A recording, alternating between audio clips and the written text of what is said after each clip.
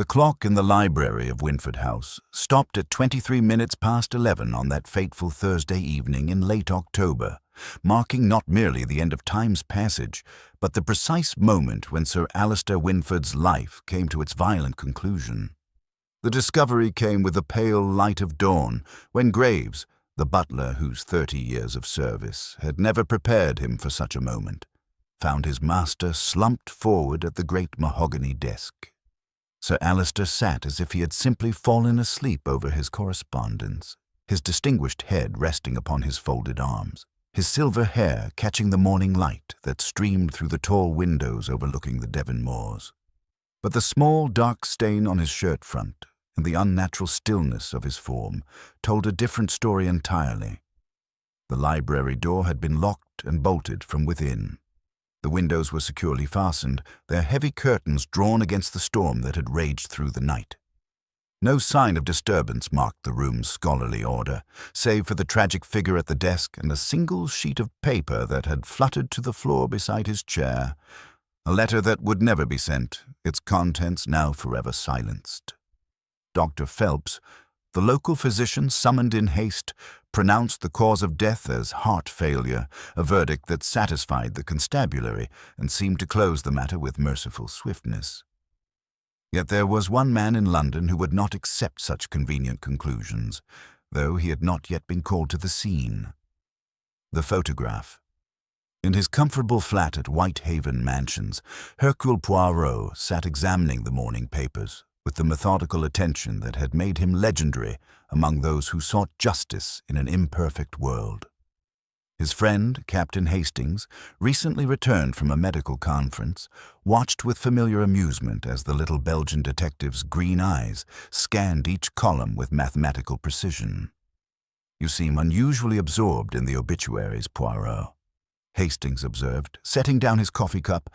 "Surely even you cannot deduce murder from a simple announcement of natural death." Poirot's finger traced a small paragraph tucked between advertisements for patent medicines and country estate sales.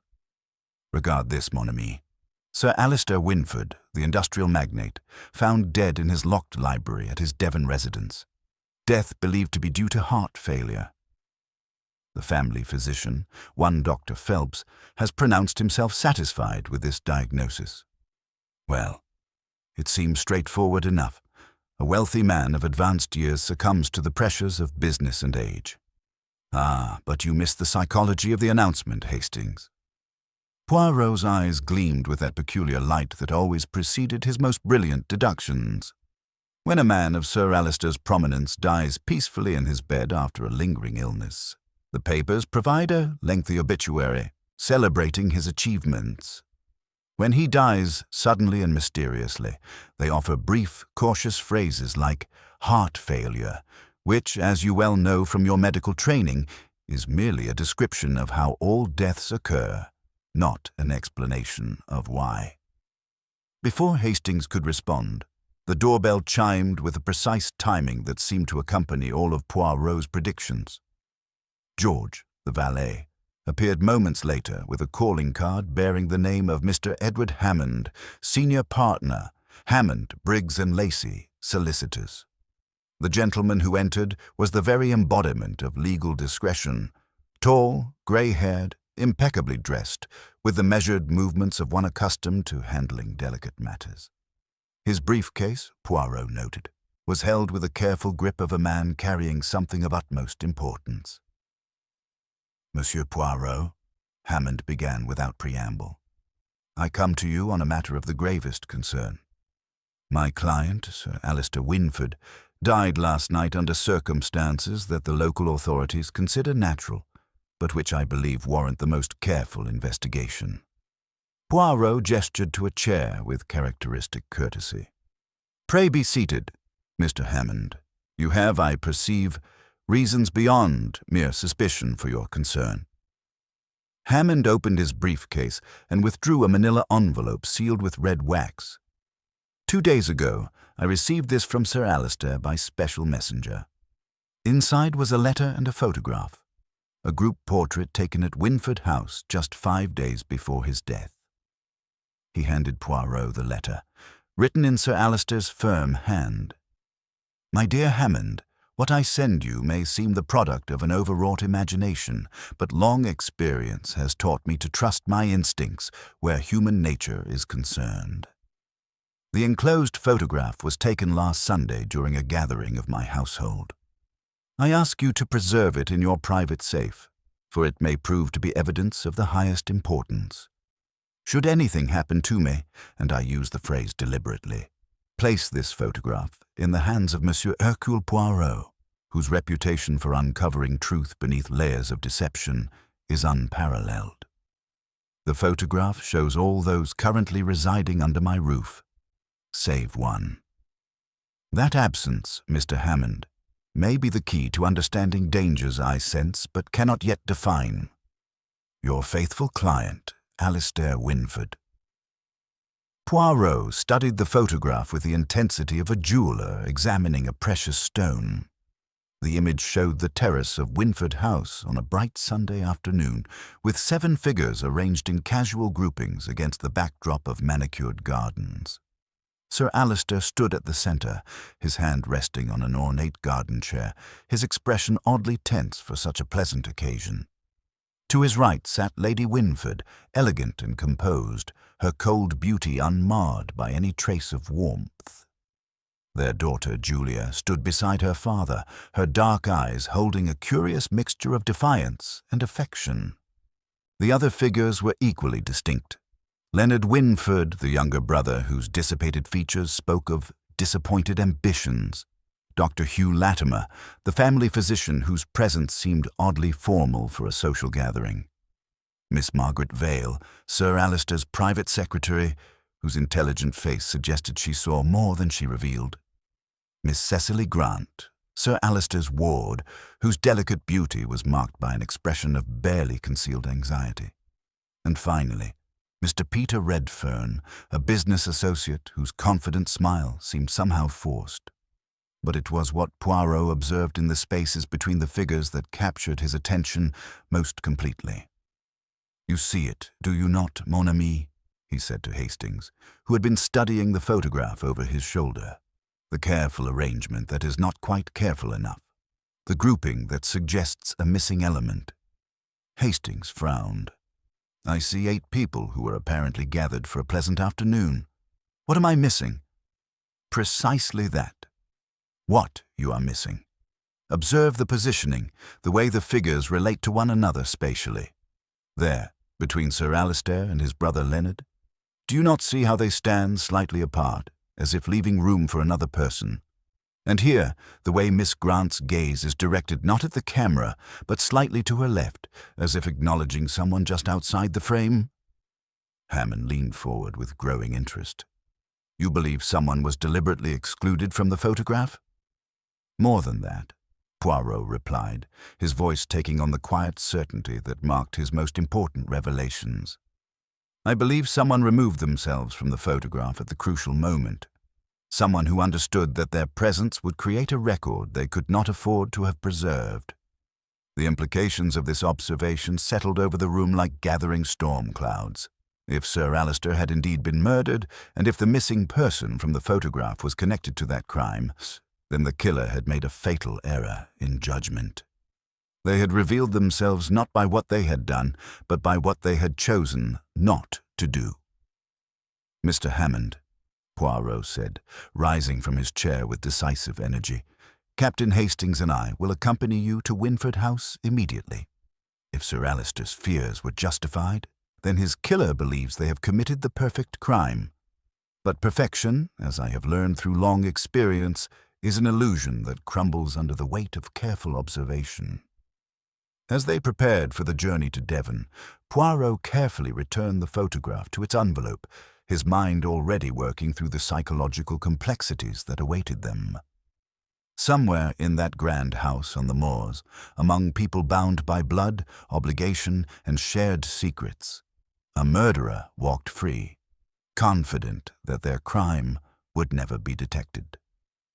They had not counted on the one element that would prove their undoing, the absence that spoke louder than any presence, captured forever in a photograph that revealed its truth only to those who understood that sometimes the most important evidence is what cannot be seen. The game, as Poirot would have said, was afoot. The train slid through the grey Devon countryside, autumn mist blurring the boundaries between field and sky. Hastings watched the landscape pass, while Poirot sat in characteristic stillness, the envelope containing Sir Alister's photograph positioned precisely between them.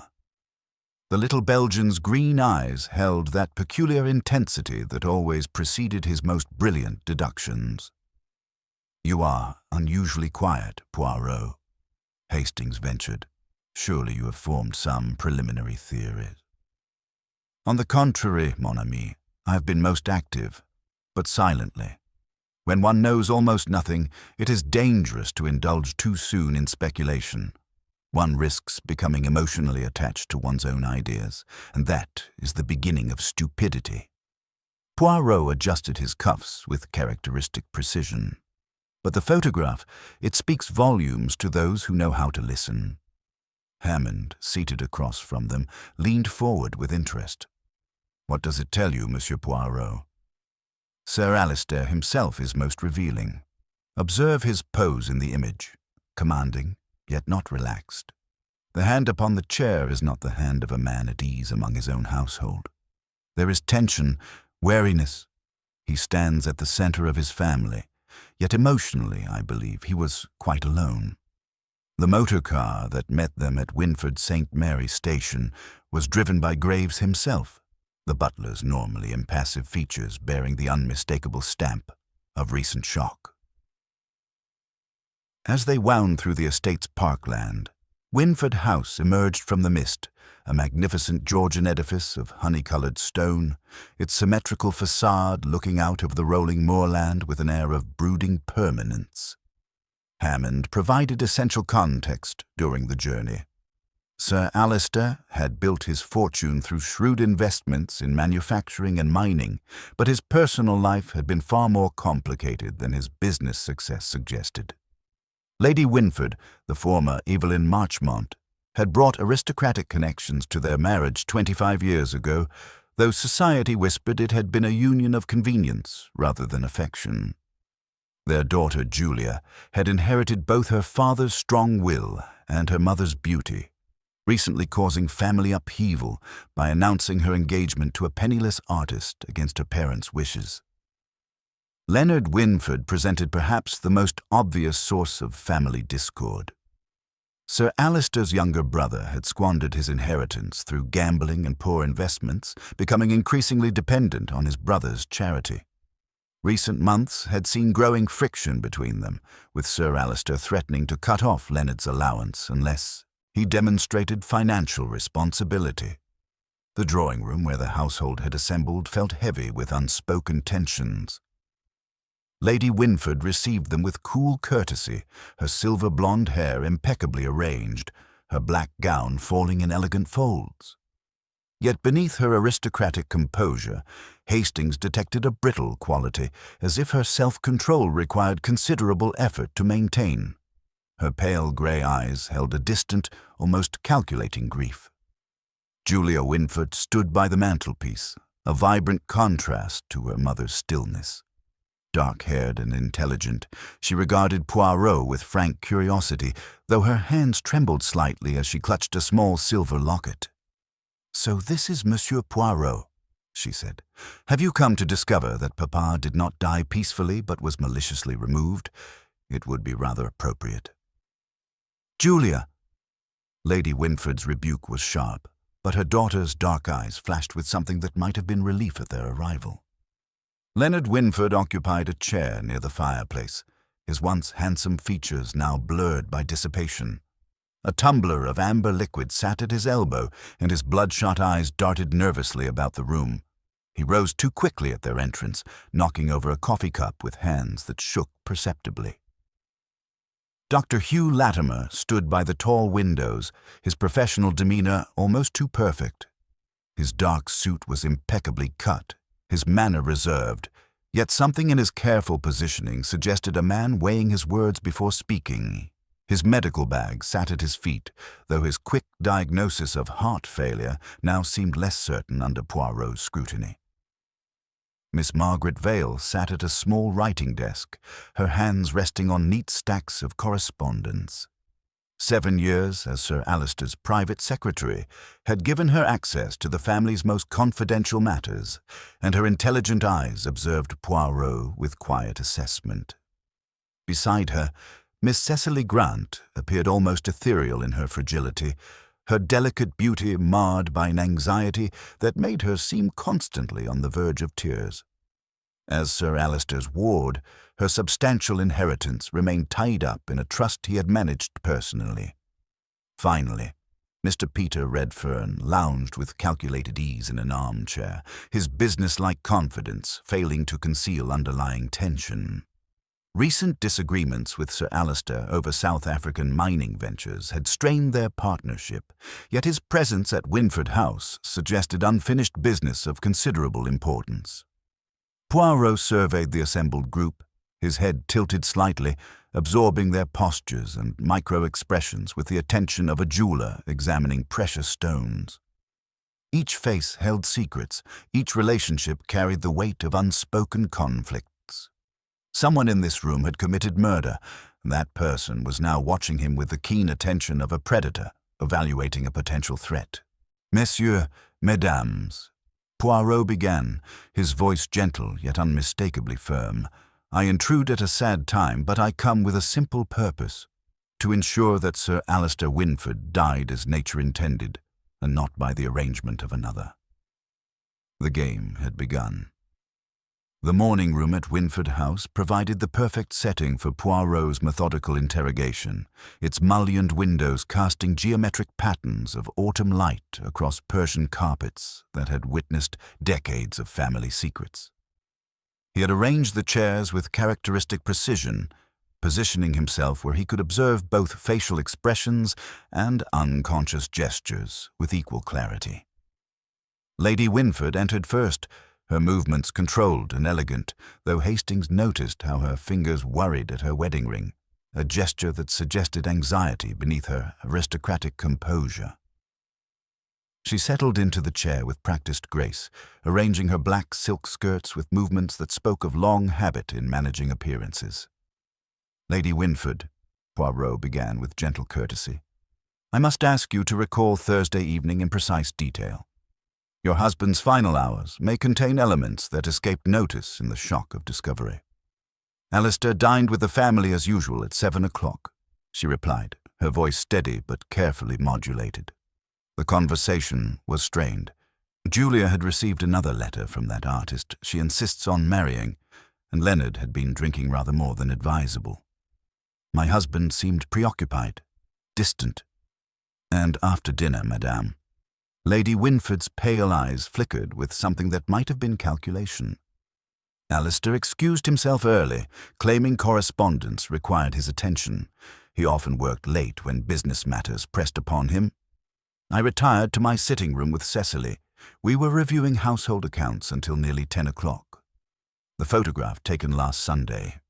You were present throughout its creation. For the first time, Lady Winford's composure wavered perceptibly. Her fingers stilled on her wedding ring, and a slight flush colored her pale cheeks. Yes, certainly. Graves suggested documenting our gathering. It was a pleasant afternoon. Yet Sir Alister wrote that the photograph showed everyone, save one, who might have been absent. The silence stretched uncomfortably. I cannot imagine to whom he referred. Perhaps some servant stepped away momentarily. Julia Winford's interview revealed a dramatically different perspective. The young woman's dark eyes blazed with barely contained emotion as she settled into the chair her mother had vacated, her hands trembling slightly as she clasped them in her lap. Papa was not himself that final week, she began without preamble. Something was troubling him deeply, beyond the usual business concerns or family disagreements. He kept looking at people strangely, as if seeing them for the first time, questioning Leonard about his debts, demanding papers from Redfern, even asking Dr. Latimer pointed questions about Mother's health. And the evening of his death? Dinner was dreadful. Papa barely spoke. Leonard was obviously intoxicated, and Mother maintained that icy politeness she uses when displeased. When Papa announced he had work to complete, I offered to bring him tea later, but he refused quite firmly. Julia's composure cracked slightly as she continued. Around 10 o'clock, I went to the library door, hoping to speak privately about my engagement. It was locked, but I could hear him moving about inside, papers rustling. I knocked softly, but he called out that he was not to be disturbed. The detail that emerged next proved most illuminating. As I turned to leave, I heard him speaking, not loudly, but as if addressing someone. I assumed he was dictating correspondence, though it seemed late for such work. Leonard Winford presented a steady and barely controlled anxiety. His hands shook as he lit a cigarette, bloodshot eyes darting constantly about the room. His account of Thursday evening was fragmentary, clouded by alcohol, and what appeared to be genuine grief mixed with considerable guilt. Alistair was angry with me, he admitted without prompting. Had been for weeks. My creditors had been pressing, and I'd been forced to ask for additional assistance.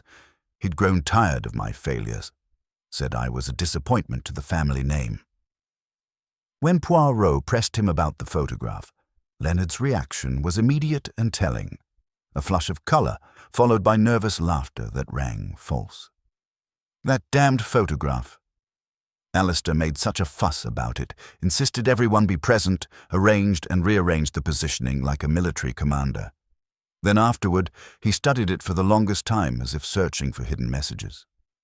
And you were present throughout its taking. Leonard's hesitation lasted just a moment too long. Of course, we all were. Family unity and all that. But his eyes refused to meet Poirot's gaze. Miss Margaret Vale entered with the calm composure of one accustomed to efficiency rather than drama. Her account proved particularly valuable for establishing the evening's timeline. She had worked late in the adjoining study, cataloguing rare books, and heard Sir Alistair enter the library around 9:45, shortly after Dr. Latimer's departure. I heard him pacing for some time, then the sound of a key turning in the lock, she reported with characteristic precision. Only the storm after that. Quite violent it was. Then, around 11 o'clock, I heard a faint thud. I thought nothing of it at the time, merely assumed a book had fallen. The remaining interviews proceeded swiftly. Dr. Latimer maintained professional composure, confirming he had left at 9:30 after discussing Lady Winford's minor ailment, seeing Sir Alistair enter the library as he departed. Miss Cecily Grant proved fragile and tearful, claiming to have retired early with a headache, hearing nothing unusual. Peter Redfern admitted to heated business discussions earlier that day, but claimed they had reached understanding by evening, spending his time in the smoking room until 11:30. As the interviews concluded, Poirot sat in contemplative silence, his green eyes half closed in that characteristic pose of deep concentration. The contradictions were beginning to emerge. Julia hearing her father speak to someone in a locked room, Miss Vale's mysterious thud at 11 o'clock, Leonard's evasiveness about the photograph, and the careful way each suspect positioned themselves with alibis that could not be easily verified. "So many careful answers, Hastings," Poirot murmured as the door closed after the final interview. "So many precise recollections of an evening when, supposedly, nothing unusual occurred. Yet someone in this house committed murder, and that person now believes their careful preparations have created the perfect crime." He rose from his chair with decisive energy. "But perfection, mon ami, is an illusion that crumbles under the weight of human psychology. Our killer has made one crucial error. They have forgotten that in trying to appear innocent, they have revealed exactly how guilty they truly are." The afternoon light had begun to fade when Poirot requested a private interview with Graves, the butler whose 30 years of service had made him privy to the family's most intimate secrets. They met in the morning room, where the butler's composed demeanor suggested a man accustomed to discretion, though his eyes held the strain of recent tragedy. "Monsieur Graves," Poirot began with characteristic courtesy, "you arranged the photograph that so concerned Sir Alistair. I should like to understand precisely what occurred during its creation." The butler's weathered features remained impassive, but his hands clasped behind his back tightened slightly. "Sir Alistair was most particular about the arrangement, sir. He positioned each person with great care, adjusting their placement several times until he achieved the composition he desired." "And all members of the household were present throughout this process?" For the first time, Graves hesitated, his professional composure wavering almost imperceptibly. "There was some difficulty, sir. Mr. Redfern received an urgent telephone call from London just as we were prepared to take the photograph. He stepped away to take it privately, and Sir Alistair grew quite impatient with the delay." "How long was Mr. Redfern absent?" "Perhaps 10 minutes, sir. When he returned, Sir Alistair had already instructed me to proceed without him. He said something rather curious at the time, that Mr. Redfern's absence would be as revealing as his presence." Poirot's green eyes sharpened with interest. This detail aligned perfectly with Sir Alistair's letter mentioning someone missing from the photograph. Yet something in the butler's manner suggested additional complexities beneath this apparent revelation. Their conversation was interrupted by the arrival of Inspector Japp from Scotland Yard, his familiar bulk filling the doorway with characteristic authority. Behind him followed the local constable, both men bearing expressions of renewed seriousness. "Poirot," Japp announced without preamble, "we've had a development. Miss Vale discovered something this morning while organizing Sir Alistair's papers." He produced a small, leather-bound appointment diary, its pages marked with Sir Alistair's careful handwriting. The diary's final entries proved illuminating in ways that transformed the entire investigation. The last week of Sir Alistair's life revealed growing concerns about financial irregularities, with specific references to L's debts exceeding stated amounts and R's mining certificates require immediate verification. Most significantly, the final entry, dated the evening of his death, read, "Confrontation scheduled for 11 p.m. Evidence secured. Justice must prevail regardless of personal cost." "This changes everything," Japp declared, his skepticism about murder finally evaporating. Sir Alistair planned to confront someone that very evening. The locked room, the apparent heart attack. It's all beginning to make sense. Leonard Winford, summoned to explain the diary's references to his debts, appeared in the doorway with obvious agitation. His morning coat was disheveled, his face bearing the telltale flush of a man who had been drinking despite the early hour. "Inspector," he began breathlessly, "I must report a theft. Someone has broken into Alistair's private safe. Documents of vital importance to the family's financial affairs have been removed." The safe, when examined, revealed only dust and the faint impressions of recently removed items. Yet among the few remaining contents, Japp discovered something that seemed to provide the missing piece of the puzzle. A small, ornate letter opener bearing what appeared to be a faint stain on its silver blade. Dr. Latimer, summoned to examine the stain, confirmed it as human blood, type O, matching Sir Alistair's medical records. The weapon's discovery in the safe seemed to suggest that Sir Alistair had secured it there after the confrontation, perhaps as evidence of the attack before succumbing to cardiac failure. "The sequence becomes clear," Japp announced with growing confidence. "Someone confronted Sir Alistair in his locked library, struck him with this letter opener, not fatally, but enough to trigger his weak heart. Sir Alistair managed to secure the weapon in his safe before collapsing, but the shock and minor wound combined to cause his death." Leonard's reaction to the discovery was immediate and damning. His face drained of color, and his hands began to tremble uncontrollably. That's impossible. I would never harm Alistair, regardless of our disagreements." Yet the evidence seemed to point inexorably in his direction. The diary references to his mounting debts, his known presence in the house that evening, his desperate financial situation, all combine to create a compelling case for his guilt. Poirot, however, observed the proceedings with growing skepticism, his head tilted in that characteristic pose of deep concentration. While Japp and the local constable discussed arrest procedures, the little Belgian detective studied the letter opener with methodical attention. "Most interesting," he murmured to Hastings. "How neatly all the evidence aligns. A weapon conveniently discovered, blood of the correct type, a suspect with clear motive and opportunity. It is almost too perfect, n'est-ce pas?" He examined the safe's interior with his magnifying glass, noting the precise way the remaining items were arranged. "Observe, mon ami, how carefully everything is positioned. If Sir Alistair placed this letter opener here while dying of shock and cardiac distress, would he have arranged it so precisely? Would a man in extremis concern himself with such methodical placement?" Hastings frowned, beginning to see Poirot's point. "You think the evidence has been planted?" "I think, mon ami, that we are witnessing a most clever performance, one designed to satisfy our expectations while concealing a far more sophisticated crime." Poirot's eyes gleamed with that peculiar intensity that always preceded his most brilliant deductions.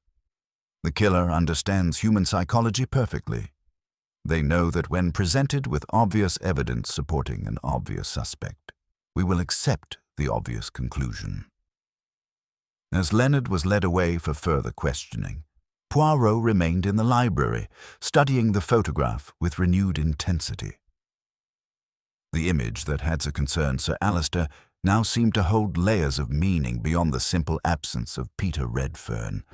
The careful positioning, the subtle tensions between family members, the way each person's gaze and posture told its own story, all suggested a composition designed to reveal truth to those who knew how to interpret its silent testimony.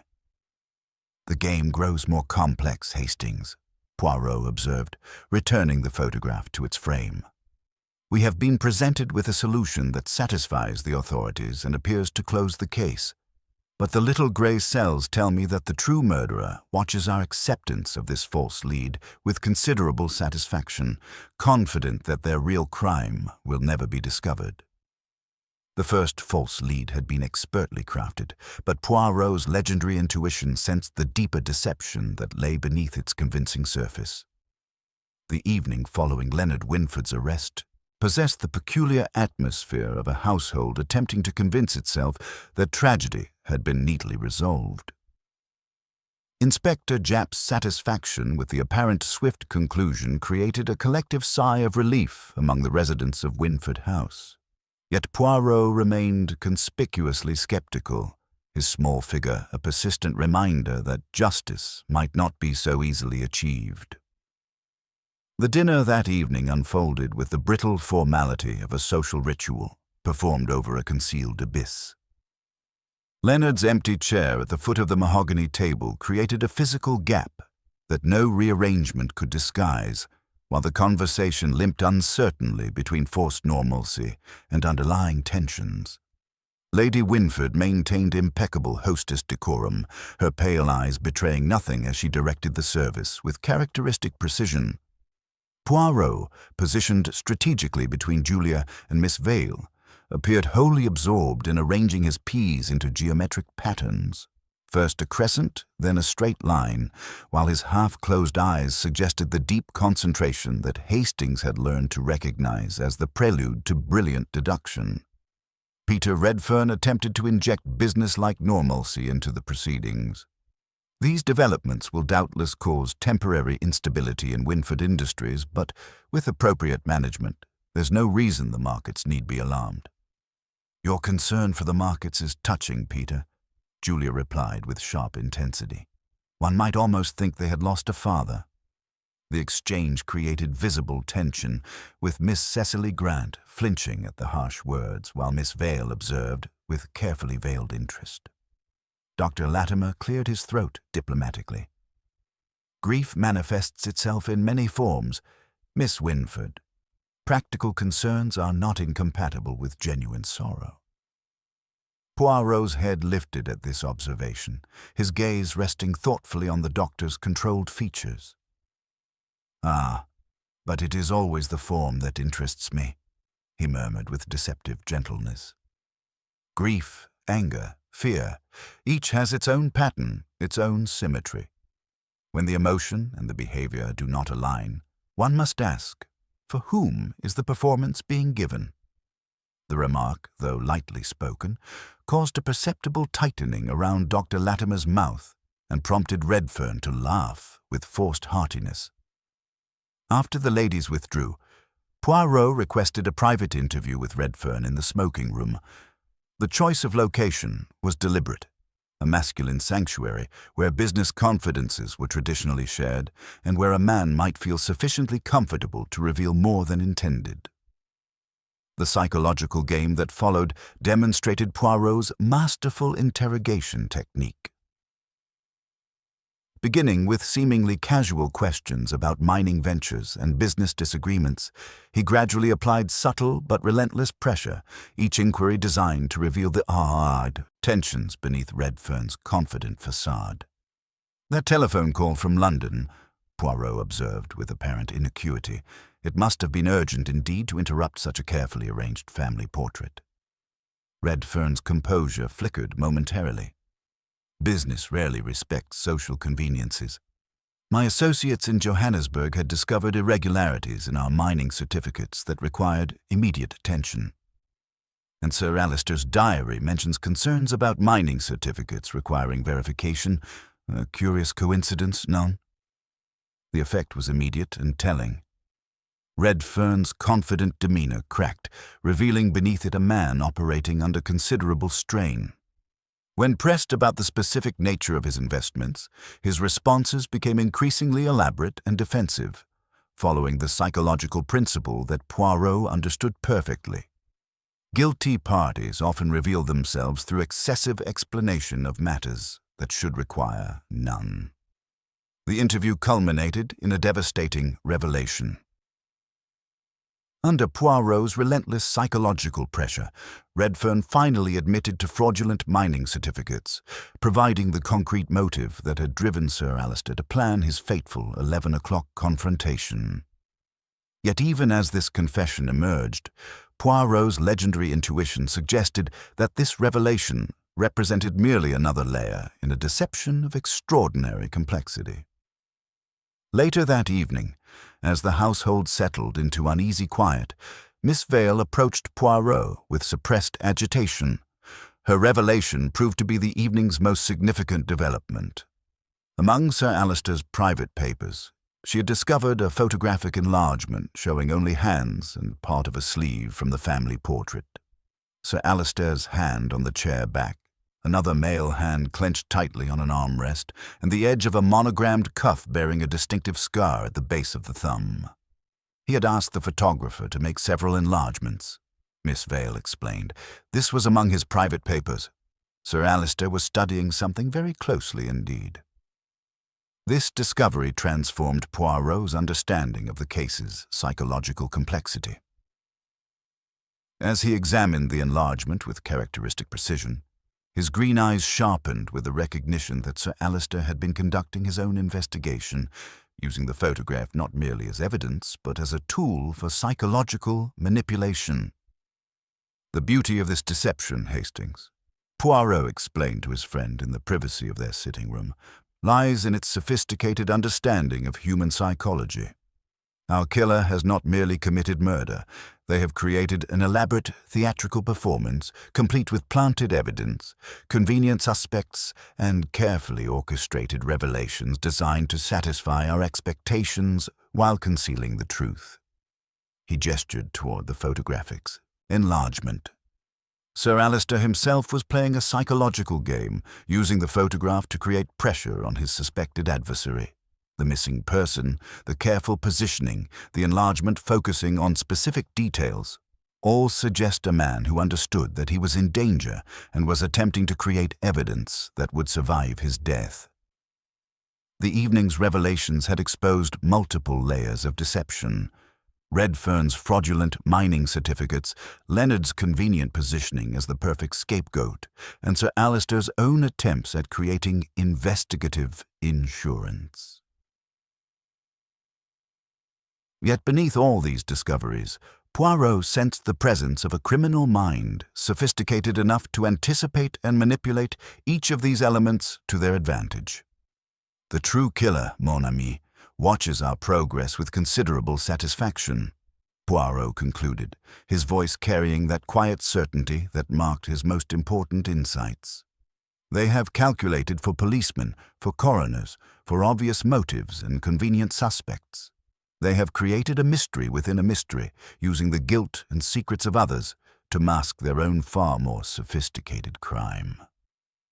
As the grandfather clock in the hallway chimed midnight, Poirot carefully returned the photographic enlargement to its frame, his mind already working through the psychological complexities that would lead him to the truth.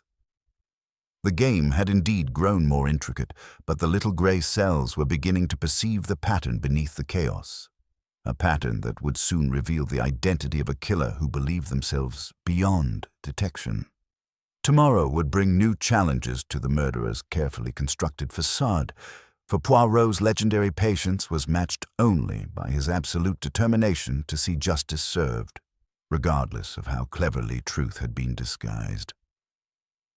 The storm that had been threatening all evening finally broke just after midnight, rain lashing against the tall windows of Winford House with a fury that seemed to echo the turmoil within its walls. Lightning forked across the Devon moors, briefly illuminating the house's Georgian facade in stark white before plunging it back into shadow. In the small sitting room that had been set aside for his use, Poirot sat in contemplative silence, the evidence arranged with characteristic precision upon a low table before him. The morning brought with it a development that would transform the investigation in ways none could have anticipated. Hastings discovered his friend in the conservatory at dawn, still fully dressed from the previous evening, the photographic enlargement spread before him among the exotic orchids. Poirot's green eyes held that peculiar intensity that always preceded his most startling revelations. "You have been awake all night, Poirot," Hastings observed, noting the empty coffee cup and the sheets of notes covered in his friend's precise handwriting. "Sleep, mon ami, is a luxury one cannot afford when the little grey cells are so actively engaged," Poirot replied without lifting his gaze from his work. "The pattern begins to emerge, but it is far more complex than even I initially suspected." Their conversation was interrupted by the arrival of Graves, whose normally impassive demeanor had cracked to reveal genuine distress. In his weathered hands, he carried a silver salver bearing a single envelope addressed in Miss Cecily Grant's delicate handwriting. "Monsieur Poirot," the butler began with visible agitation, "Miss Grant departed the house before dawn. Her maid discovered this letter on her dressing table, along with instructions that it be delivered to you immediately." The letter, when opened, contained a confession that seemed to provide the final piece of the puzzle while simultaneously deepening its complexity beyond all previous understanding. Written in Cecily's characteristic flowing script, it detailed mounting pressure from Sir Alister regarding her inheritance, threats of disinheritance if she did not comply with his wishes for her future, and finally, a confrontation on Thursday evening that had escalated beyond her control. "I struck him with the letter opener during our argument," the confession read.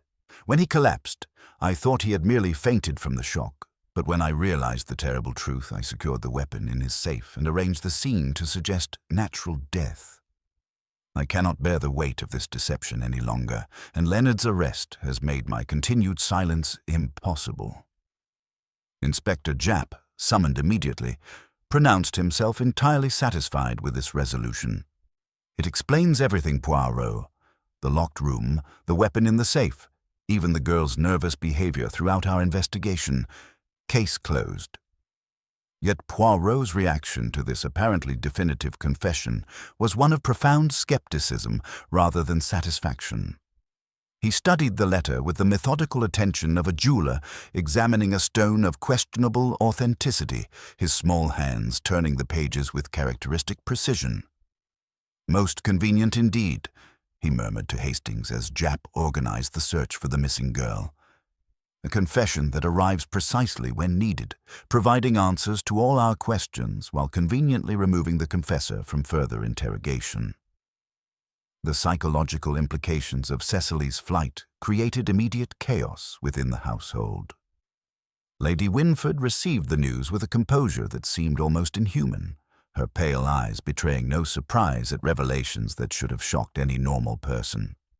Julia's reaction proved far more dramatic. She collapsed into a chair, whether from grief, shock, or some more complex emotion remaining unclear. Dr. Latimer's response was perhaps most telling of all. His professional demeanor cracked slightly, revealing beneath it a man, operating under considerable strain. "The poor child was clearly more disturbed than any of us realized," he muttered, adjusting his medical bag with hands that trembled almost imperceptibly. Poirot's private examination of Cecily's room revealed details that transformed his understanding of the case's true complexity. Her personal effects had been arranged with suspicious care, clothing folded too precisely, letters organized too systematically, personal items positioned as if for theatrical effect rather than genuine departure. Most significantly, her writing desk showed signs of recent, intensive use, with several sheets of blotting paper bearing the impressions of repeated practice at letter formation. "Observe, Hastings," Poirot noted, examining the room's careful arrangement with his magnifying glass. "This is not the hasty departure of a guilt-stricken woman fleeing justice. This is the methodical preparation of someone creating evidence for our discovery." The most damning evidence against the confession's authenticity came from Miss Vale, who approached Poirot with quiet determination later that morning. Her years as Sir Alister's secretary had given her intimate familiarity with every member of the household's handwriting, and her analysis proved devastating to the confession's credibility. "I've seen Miss Grant's natural writing hundreds of times," she explained with professional certainty. "This confession contains deliberate attempts to disguise natural writing patterns, the work of someone skilled in penmanship but unfamiliar with Cecily's unconscious habits." The investigation of Cecily's supposed departure revealed additional inconsistencies. According to the railway station master, no young woman matching her description had purchased tickets on any of the morning trains. The local constabulary's search of the surrounding countryside had yielded no trace of her passage. As the day progressed, a more sinister pattern began to emerge. The confession was not merely convenient. It was expertly crafted by someone who understood that a seemingly perfect solution would satisfy the authorities while protecting the true murderer from further investigation. More disturbing still, Cecily's disappearance suggested that the killer was now eliminating potential witnesses rather than relying solely on misdirection. "The psychological game has entered a new and far more dangerous phase, mon ami," Poirot observed as they prepared for the evening's interviews. "Our murderer is not content with merely having committed the perfect crime. They are now actively manipulating the investigation, using each development to create new layers of deception." He paused at the library window, gazing out at the darkening moors where autumn mist was beginning to gather like the shadows of gathering truth. But in creating so elaborate a performance, they have revealed more about themselves than they realize. The very sophistication of their deception becomes its weakness. The stage was set for the final confrontation, though none in the household yet realized that their carefully maintained facades would soon crumble under the weight of Poirot's legendary deductive powers. Tomorrow would bring the psychological pressure that would finally crack the killer's composure and reveal the truth that lay beneath layers of expertly crafted lies. The game, as Poirot would have said, was approaching its climax, and the little grey cells were ready to deliver justice at last. The morning after the storm dawned with crystalline clarity, the moors stretching endlessly under a pale sky that seemed to mirror the stark truth beginning to emerge at Winford House. The tempest had stripped the last autumn leaves from the ancient oaks, leaving their branches bare and reaching like skeletal fingers grasping for secrets that could no longer be hidden. Poirot emerged from his private sitting room with the decisive energy that Hastings had learned to recognize as the prelude to brilliant revelation. In his hands, he carried the original photograph and its enlargement, both bearing the telltale signs of his methodical overnight examination. His green eyes held that peculiar intensity that always preceded his most startling deductions. "The little grey cells have been most active during the night, mon ami," he announced with quiet satisfaction. "Today we shall discover not merely who committed this crime, but how they believed themselves clever enough to deceive justice itself." Their morning was interrupted by the arrival of Miss Vale, whose usually composed demeanor showed signs of genuine agitation. She approached them in the conservatory, where Poirot had been studying the photographic evidence among the exotic orchids that seemed to thrive in the house's atmosphere of carefully cultivated secrets. "Monsieur Poirot," she began with characteristic directness, "I've recalled something of vital importance about the photograph session. Something that troubled me at the time, though I could not then understand its significance." She opened her small leather notebook, its pages filled with the meticulous observations that had made her invaluable to Sir Alistair. Dr. Latimer attempted twice to excuse himself from the photograph. First, he claimed the gathering fog made the drive to the village dangerous. When Sir Alistair insisted he remain, the doctor then mentioned an urgent call he was expecting from the London hospital. Sir Alistair's response was most emphatic. He would not permit Dr. Latimer to step away, not even for 10 minutes. Poirot's eyebrows rose with interest. And yet, in the final photograph, it is Mr. Redfern who is missing, not Dr. Latimer. Precisely. But afterward, Sir Alistair spent considerable time studying the image, particularly the enlargement showing the hands and cuffs. He was searching for something specific, Monsieur Poirot, something he found. The revelation that followed proved pivotal to understanding Sir Alistair's final investigation. Miss Vale had overheard a fragment of conversation between Sir Alistair and Dr. Latimer in the library on Tuesday afternoon, just 2 days before the murder. Sir Alistair's words had been precise and damning. "I have it now, Hugh. Proof, not of what you did, but of what you failed to do." This observation transformed Poirot's understanding of the case's psychological complexity. The crime was not one of commission, but of omission, a failure to provide proper medical care when it was desperately needed, allowing natural death to occur when intervention could have prevented it. Yet this suggested a pattern of medical negligence that went far beyond simple malpractice. The afternoon brought Poirot's most brilliant psychological maneuver. Rather than confronting Dr. Latimer directly, he arranged for a careful examination of Sir Alistair's private medical records, conducted in the doctor's presence under the pretense of completing the official death certificate. The records revealed a troubling pattern. Medications prescribed in doses that gradually weakened rather than strengthened Sir Alistair's heart condition, treatments that isolated him from second medical opinions, and a systematic undermining of his health disguised as conscientious care. Dr. Latimer's reaction to this examination was immediate and telling. His professional composure began to crack, revealing beneath it a man operating under enormous psychological pressure. His hands trembled as he reviewed his own prescriptions, and his normally steady voice wavered when called upon to explain certain treatment decisions. The crucial discovery came from Poirot's examination of the photographic enlargement with his magnifying glass. The image showed not merely hands and cuffs, but the subtle positioning of figures during what Sir Alistair had orchestrated as a psychological confrontation.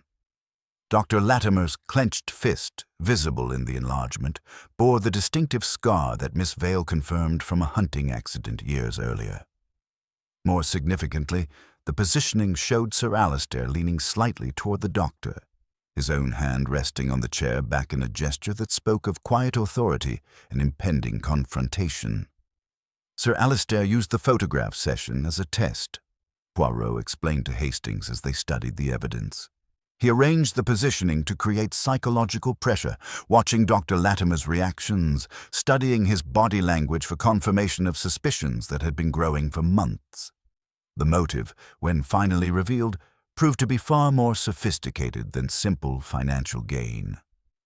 Dr. Latimer had been systematically weakening Sir Alistair's health while simultaneously positioning himself as indispensable to the household's medical needs.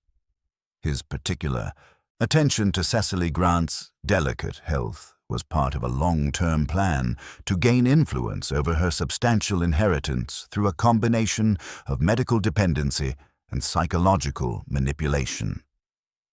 The forged confession and Cecily's disappearance now took on sinister, new meaning. Dr. Latimer had not merely killed Sir Alistair. He had orchestrated Cecily's removal from the house to prevent her from revealing the extent of his psychological control over her. The confession was designed to satisfy the authorities while eliminating the one witness who could expose his systematic manipulation of the family's most vulnerable member. "The beauty of this deception, mon ami," Poirot observed as evening shadows began to gather, "lies in its exploitation of trust. A family physician holds a position of ultimate confidence. Who questions the medical advice of a trusted doctor? Who suspects that healing hands might be instruments of slow murder?"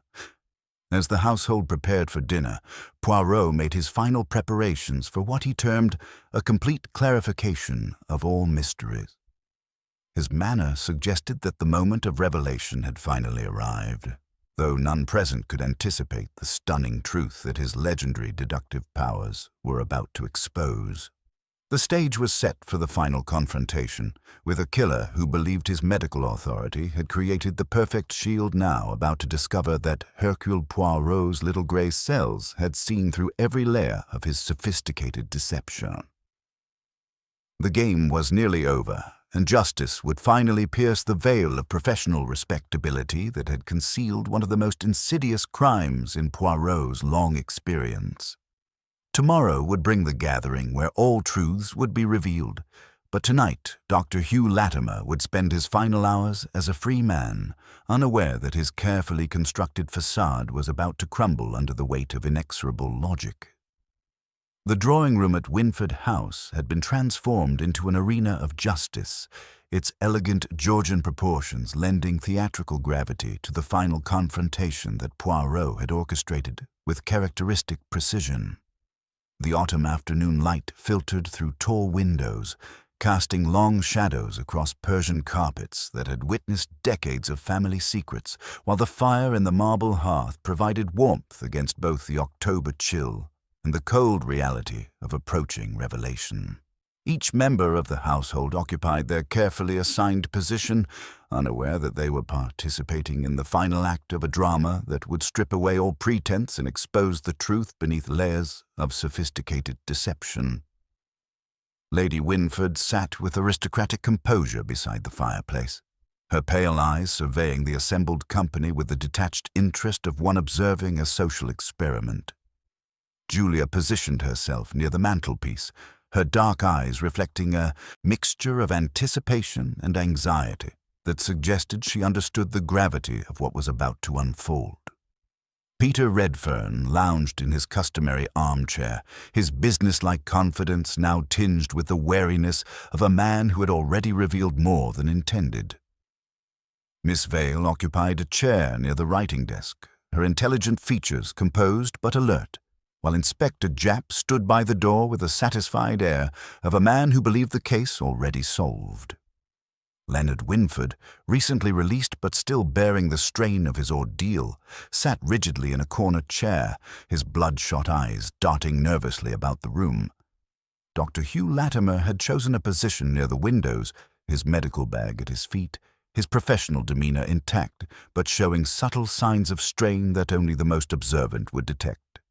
His hands, usually steady as befitted his profession, showed the slightest tremor as he adjusted his spectacles. Poirot moved to the center of the room, his small figure commanding the space through sheer force of personality, his green eyes holding that peculiar intensity that always preceded his most brilliant revelations. "Mesdames et messieurs," he began, his voice carrying the quiet authority that commanded absolute attention, "we gather to resolve a mystery that has revealed itself to be far more complex than anyone initially suspected. A man died in his locked library, apparently of natural causes, yet the evidence suggests a crime of extraordinary sophistication, one that exploited the very trust we place in those sworn to preserve life." He withdrew the original photograph from its envelope, holding it where all could see. This photograph, taken just days before Sir Alister's death, was indeed the key to understanding his murder, but not in the way we first supposed. Sir Alister wrote to Mr. Hammond that it showed everyone save one, and we initially believed that person to be Mr. Redfern, who stepped away to take a convenient telephone call. Redfern shifted uncomfortably, but Poirot continued without pause. Yet according to Miss Vale's testimony, it was not Mr. Redfern whom Sir Alister was determined to hold captive upon that terrace. Twice Dr. Latimer attempted to excuse himself from the photograph session. Twice Sir Alister refused to permit his departure. That insistence reveals the photograph's true purpose, not as a simple family portrait, but as a carefully orchestrated psychological test. The effect of this revelation was immediate and telling. Dr. Latimer's composed features tightened almost imperceptibly, while several others in the room turned to study him with new interest. Poirot produced the photographic enlargement, displaying it where all could examine the crucial details. Observe, if you please, the positioning and body language captured in this enlargement. Here we see hands, cuffs, the back of a chair, and most significantly, the clenched fist, bearing a distinctive scar from a hunting accident years ago. Dr. Latimer, that hand is yours, and its rigid tension speaks to a man under enormous psychological pressure during what should have been a pleasant family gathering. Dr. Latimer's voice remained steady, though his professional authority carried a new edge. "I fail to see how tension during a photograph session constitutes evidence of murder, Monsieur Poirot." "Ah, but it is not the tension itself that condemns you, Doctor. It is what caused that tension. Sir Alister had begun to suspect the truth about your treatment of his medical condition, and he used the photograph session to create psychological pressure, watching your reactions, studying your behavior for confirmation of suspicions that had been growing for months."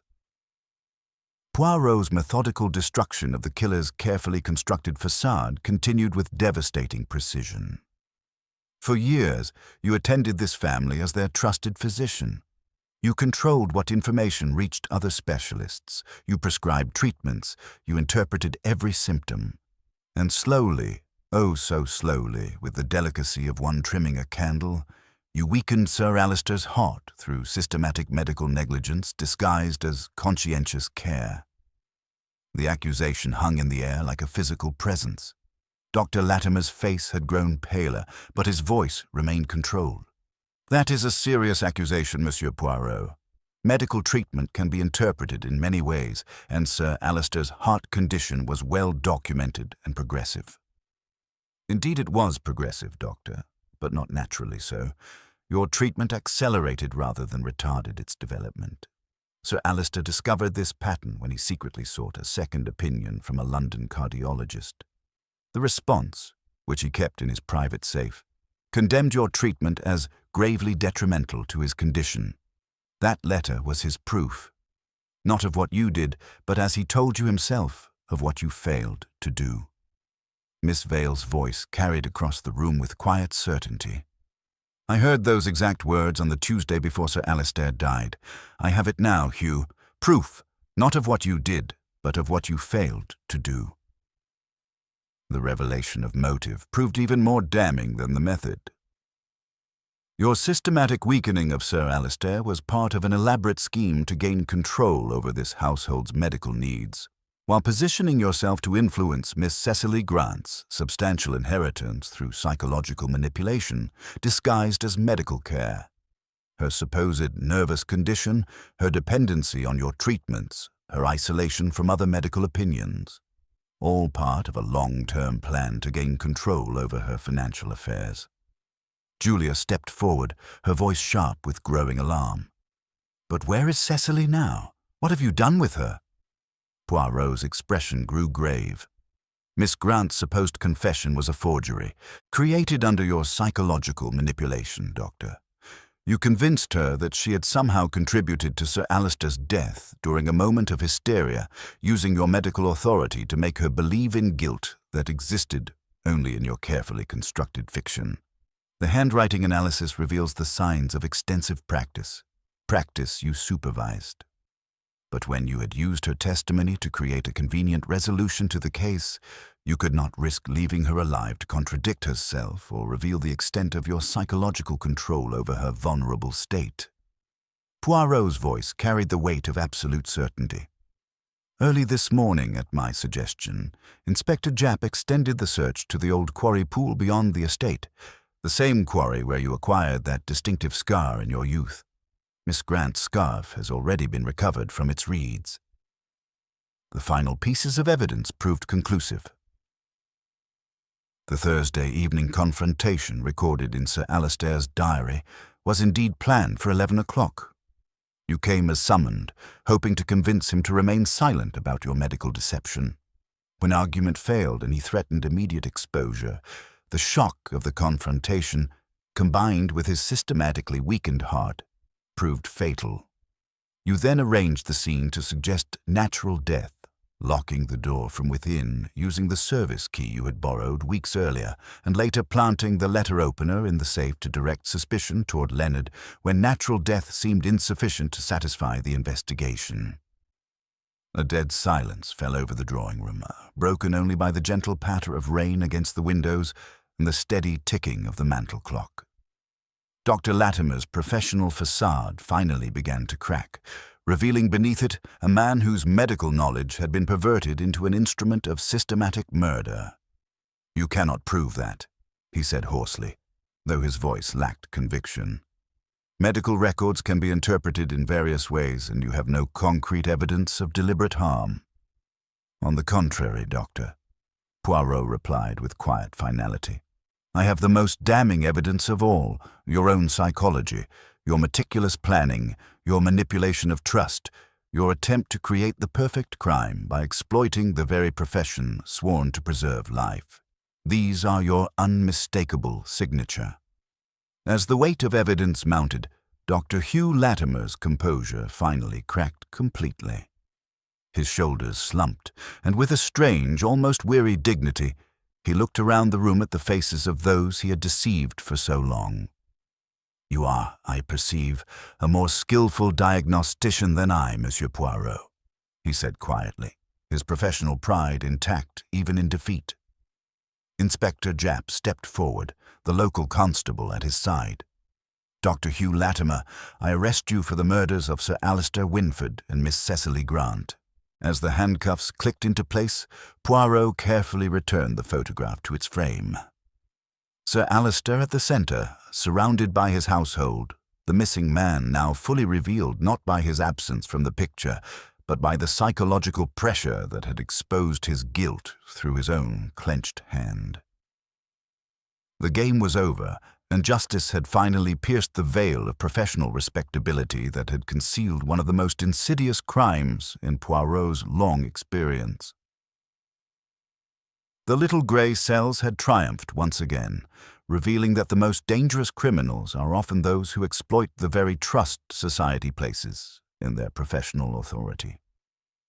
The drawing room slowly emptied after Dr. Latimer's removal, leaving behind a silence of an entirely different quality than the anxious hush that had pervaded Winford House for days. It was no longer the weighted quiet of uncertainty, but the heavy stillness that follows revelation when people must begin to live with truths that have fundamentally altered their understanding of their world. Lady Winford remained by the fireplace, her pale hands resting on the marble mantelpiece, the mask of aristocratic poise still intact, but somehow more fragile, as if the very foundations of her composure had been shaken. 20 years, she said quietly, her voice carrying wonder rather than grief. For 20 years, that man attended our family's medical needs, delivered our children, comforted us in illness. To think that he was systematically destroying Alistair's health while we trusted him completely. Julia stood near the tall windows, her dark eyes reflecting a complex mixture of emotions that had marked her relationship with her father. Yet beneath the sorrow, there blazed something that might have been vengeful satisfaction. Papa suspected, didn't he? That's why he seemed so distant these past months, why he questioned everyone's motives, why he arranged that photograph with such deliberate care. Your father was conducting his own investigation, mademoiselle. Poirot confirmed with gentle respect. The London cardiologist's report, found among his private papers, condemned Dr. Latimer's treatment as gravely detrimental to his condition. Sir Alistair understood that the most dangerous criminals operate under the guise of respectability, exploiting the trust society places in their professional authority. Leonard Winford, freed from suspicion but still bearing emotional scars, approached with evident gratitude mixed with profound confusion. But the complexity of it all, why create such an elaborate scheme? Surely there were simpler ways to commit murder. Dr. Latimer was not merely committing murder, monsieur, Poirot explained. He was conducting a long-term campaign to gain control over this household's wealth through medical manipulation. Your brother's death was only the first step in a plan that would have eventually given him influence over Miss Grant's inheritance through psychological dependency disguised as medical care. The revelation of Cecily Grant's fate, her body recovered from the old quarry pool where Dr. Latimer had disposed of her after forcing the false confession, cast a pall that no amount of justice could dispel. Inspector Japp had confirmed the discovery, her scarf found among the reeds bearing silent testimony to her final struggle. Miss Vale approached Poirot with the quiet dignity that had characterized her throughout the investigation. Sir Alistair was not always easy, Monsieur Poirot, but he had a profound sense of justice. He suspected Dr. Latimer for some time, I believe, using that photograph and his own observations to gather evidence that would lead someone like you to the truth, even if he himself did not survive the confrontation.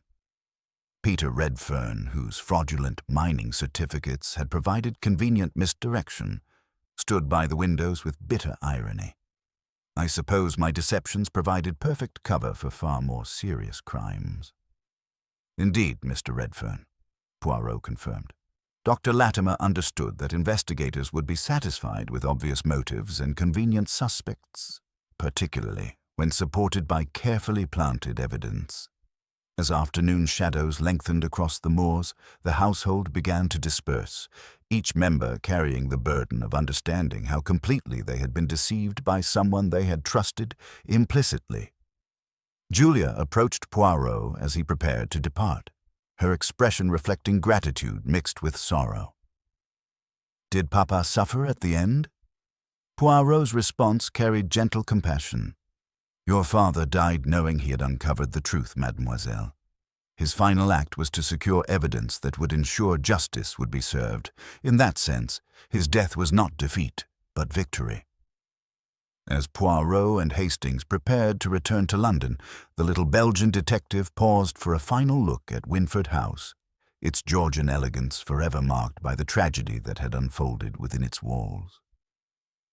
The photograph remained on the mantelpiece, Sir Alistair's final investigation preserved in silver and shadow, testament to his determination to expose truth regardless of personal cost. The most dangerous criminals, mon ami, Poirot observed as their motor car wound through the Devon countryside, are not those who strike in passion, but those who exploit the very foundations of civilized society. Trust, professional authority, the bonds that hold communities together. The train whistle sounded faintly in the distance as they reached the station. Poirot straightened his tie with characteristic precision, his mind already turning to future puzzles that might demand the services of his incomparable little grey sails. "The world is full of photographs in which one person is missing, Hastings," he reflected with a delicate smile. "One must merely decide which absence is worth investigating." The case of the photograph with one person missing had been solved, but its implications would resonate far beyond Winford House. A reminder that evil often wears the mask of respectability, and that justice sometimes depends upon careful observation of what is absent rather than what is present. The train from Devon slid steadily toward London, its rhythmic motion providing the perfect counterpoint to the psychological complexities that Poirot continued to unravel in his methodical mind. Hastings observed his friend with familiar recognition, noting the characteristic pose of quiet contemplation that followed the resolution of their most challenging cases. The compartment's privacy allowed for the kind of detailed discussion that Poirot found essential to complete understanding. "There remains one element that puzzles me, Poirot," Hastings ventured as the autumn countryside passed beyond their window. "That photograph, you spoke so often of the missing person, yet in the end, it was someone present who proved guilty." Poirot's green eyes opened fully, gleaming with satisfaction. "Ah, but that is precisely the beauty of Sir Alister's psychological trap, mon ami." He understood that by announcing the photograph's significance, particularly the reference to someone being missing, he would create anxiety in his suspected adversary. Dr. Latimer, believing himself under scrutiny, revealed his guilt through his very attempts to avoid that scrutiny. The repeated attempts to excuse himself from the photograph session, the rigid tension captured in the enlargement, the clenched fist bearing that distinctive scar, all were manifestations of psychological pressure that Sir Alister deliberately created and carefully documented. The full scope of Dr. Latimer's crimes had emerged during his interrogation, revealing a pattern of exploitation that extended far beyond Winford House. Inspector Japp's subsequent investigation uncovered other wealthy patients whose conditions had mysteriously deteriorated under Latimer's care. Vulnerable individuals systematically manipulated through medical authority, and a sophisticated scheme that had operated undetected for years. The forged confession was perhaps his most insidious crime. Poirot continued, his voice carrying genuine revulsion. To convince poor Cecily that she bore responsibility for Sir Alister's death, to use her fragile mental state as a weapon against justice itself, this represents evil of a particularly calculated nature. The case's resolution brought complex consequences for the surviving members of the Winford household. Lady Winford would carry the burden of having trusted her husband's killer for decades, her aristocratic composure forever marked by the knowledge of how completely she had been deceived. Julia, though scarred by tragedy, had found new resolve, her father's death serving as a catalyst for independence and a deeper understanding of human nature's darker aspects. Leonard Winford, cleared of suspicion but bearing the shame of his brief arrest, faced the daunting task of rebuilding his life with newfound sobriety. Perhaps, Poirot reflected, his brush with such profound evil would serve as the catalyst for genuine change that his brother's disapproval had never achieved. Miss Vale's meticulous observations had proven crucial to the investigation's success, and her loyalty to Sir Alister's memory would undoubtedly guide her future role in managing his business empire. Her clear-sighted intelligence had helped expose the very deceptions that professional authority had been used to conceal. As London's familiar skyline came into view, Poirot arranged his notes with characteristic precision, each document positioned exactly where it belonged in his methodical system. The photograph of the Winford family gathering would occupy a place of honor among his most significant cases, not merely as evidence of solved crime, but as a reminder of how truth could be hidden in plain sight. The broader implications extended far beyond the specific crimes committed at Winford House. The case had exposed vulnerabilities in professional self-regulation, the dangers of unchecked authority, and the sophisticated methods by which modern criminals could exploit society's most fundamental institutions of trust. "The most disturbing aspect of this affair, mon ami," Poirot observed as their train pulled into Paddington Station, "is how completely Dr. Latimer's victims trusted him.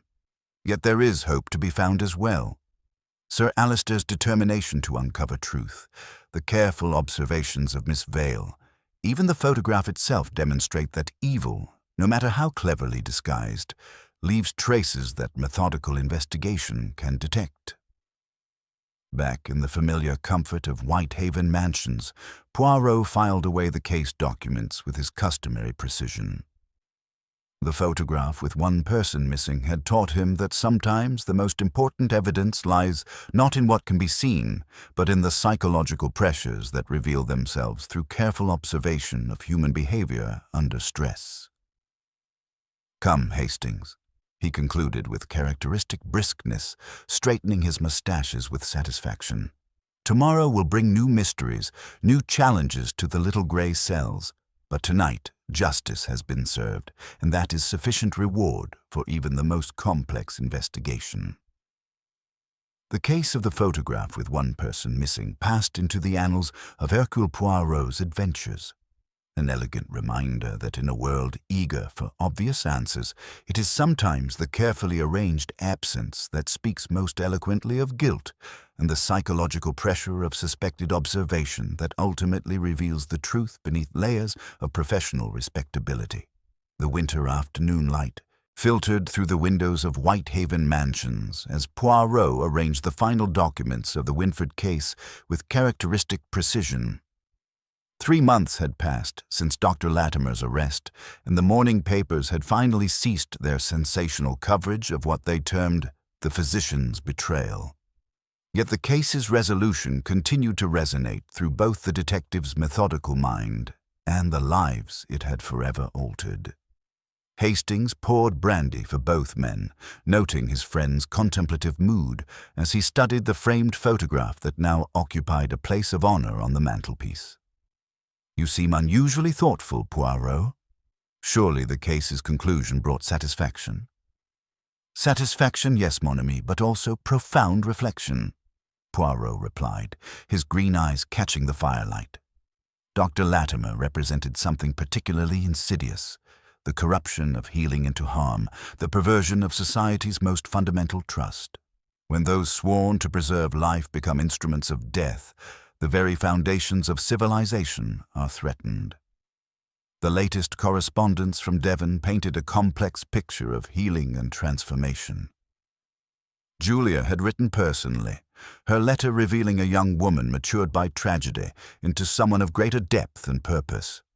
She had assumed significant responsibilities in Winford Industries, her father's death serving as a catalyst for independence and a deeper understanding of human nature's darker aspects.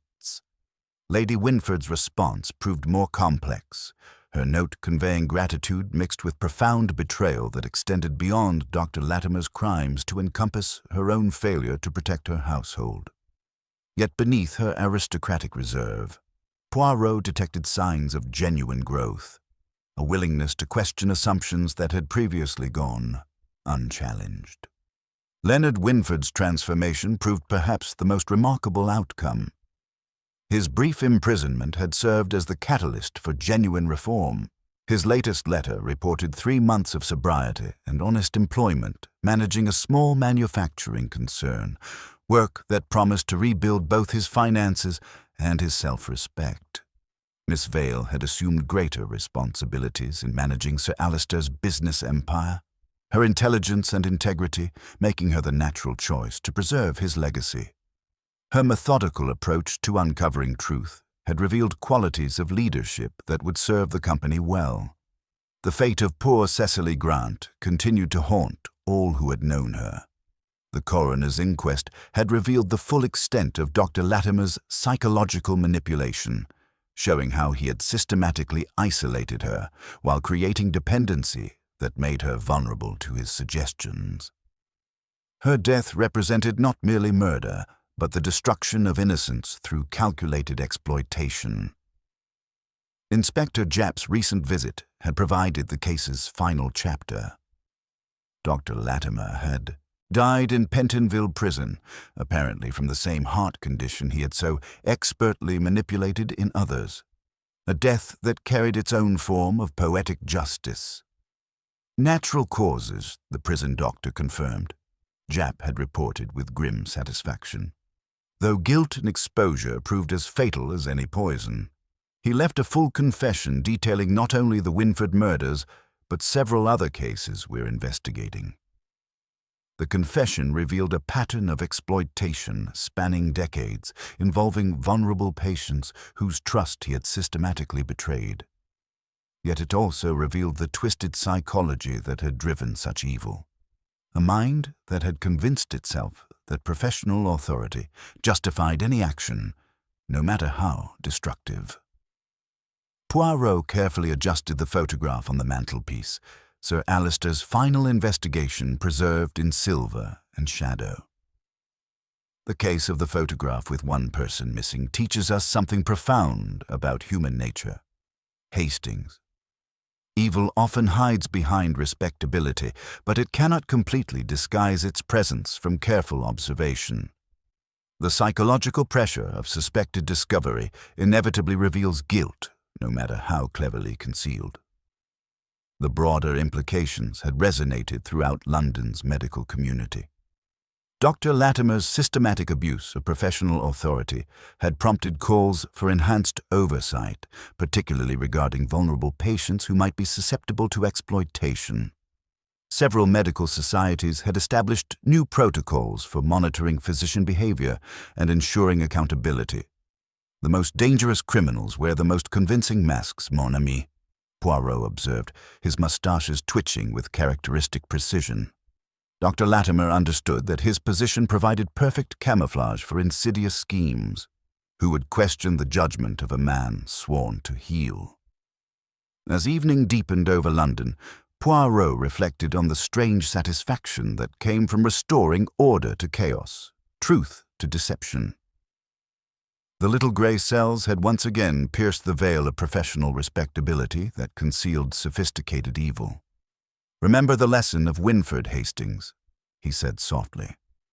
"When examining any group, any institution, do not ask only who is present. Ask also what is missing, what duty neglected, what conscience excused. Often, it is in that absence that the seeds of tragedy lie." Their conversation was interrupted by George's discreet knock, announcing a visitor with a calling card bearing the letterhead of a prominent banking house. "Ah," Poirot murmured with quiet satisfaction, rising to adjust his tie with characteristic care. "Where there is money, mon ami, there is very often creative accounting, and where there is creative accounting—" "Another mystery?" Hastings asked, half in anticipation. Poirot paused at the doorway, glancing back at the photograph where Sir Alister stood, eternal watch over his household, his final investigation complete. "The world is full of photographs in which someone is missing, Hastings. One must merely decide which absence is worth investigating." With that philosophical observation, Hercule Poirot went out once more to confront the untidy world, his passion for order undiminished, his faith in the little grey cells as absolute as ever.